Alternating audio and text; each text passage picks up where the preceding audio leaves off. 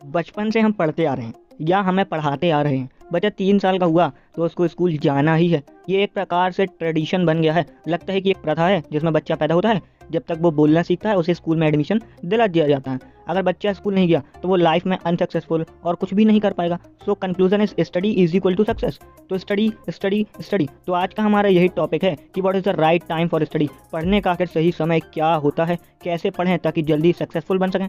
तो यही कुछ क्वेश्चन सबके माइंड में गोल गोल घूमते रहते हैं। कभी कोई बोलता है सुबह पढ़ो, कोई बोलता है रात को पढ़ो, कोई कहता है बोलकर पढ़ो, कोई कहता है लिखकर पढ़ो, और बहुत लोग को लगता है कि पढ़ें ही क्यों। तो इस वीडियो में हम व्हेन वाज स्टडी वाला टॉपिक पर डिस्कस करेंगे और नेक्स्ट 2 वीडियोस में अगले 2 टॉपिक। लेकिन तीनों में वर्क करने से पहले आप एक खुद से डीप थिंकिंग कर लो कि क्या आप सच में पढ़ना चाहते हो। 90% लोग का आंसर होगा नो, और होना भी चाहिए क्योंकि इनमें उनकी गलती थोड़ी ना है। वो पेरेंट्स के दबाव में, सोसाइटी के रिस्पेक्ट और स्कूल के मार्क्स के लिए पढ़ रहे हैं। उनका लक्ष्य इंडिया में पहले ही डिसाइड कर देते हैं, बिल्कुल 3 इडियट फिल्म की तरह।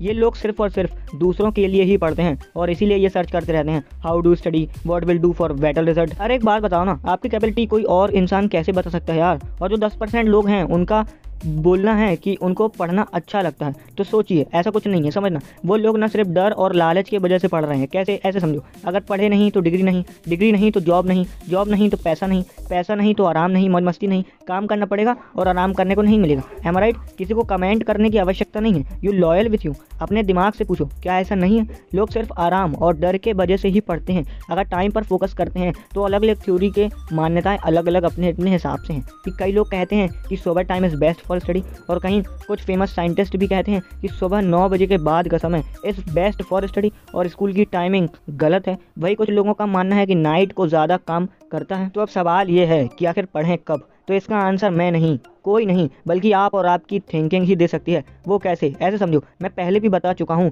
कि पावर ऑफ माइंड। तो जैसा हम सोचेंगे वही हमारे साथ होगा। Conclusion is if you believe anything तो तुम वो कर सकते हो। कैसे? देखो, फॉर एग्जांपल, मैंने आपसे बोला कि 9 से 12 का जो टाइम है इज़ बेस्ट फॉर स्टडी, और आपने मेरी बात पर यकीन कर लिया। तो यू नोटिस्ड, आप 9 से 12 कंसंट्रेट होकर पढ़ पाओगे बिकॉज आपके माइंड ने मेरी बात पर बिलीव कर दिया है। और जो हम यकीन कर लेते हैं वो असल में घट ही जाता है। एग्जाम्पल ऐसे समझो, एक प्रिजनर को ये बताया गया कि उसको आज एक स्नेक से कटवा कर मार दिया जाएगा, और उसकी आंखों पर पट्टी लगा दी। उसके बाद उसे एक कील चुभाई गई स्नेक बताकर, और उसके बाद उस इंसान की असल में डेथ हो गई। लेकिन जब पोस्टमार्टम रिपोर्ट आई तो लोगों को इतना बड़ा झटका लगा, जो शायद आपको भी लग सकता है। उस रिपोर्ट में लिखा था कि उस इंसान की डेथ सांप के जहर के वजह से हुई थी, जबकि उसे उस दिन स्नेक से कटवाया ही नहीं गया था। तो यहाँ पर आप देख सकते हैं कि उसने उस कील को स्नेक समझकर बिलीव कर लिया, और उसकी माइंड ने सच में जहर पैदा कर दिया। बस यही बात आपको सीखनी है कि आपको बातों में माइंड को बिलीव दिलाना है, माइंड को डाइवर्ट करके रखना है। उसके बाद आपका स्टडी तो कॉमन है, बल्कि हर वर्क करने में कोई प्रॉब्लम नहीं आएगी।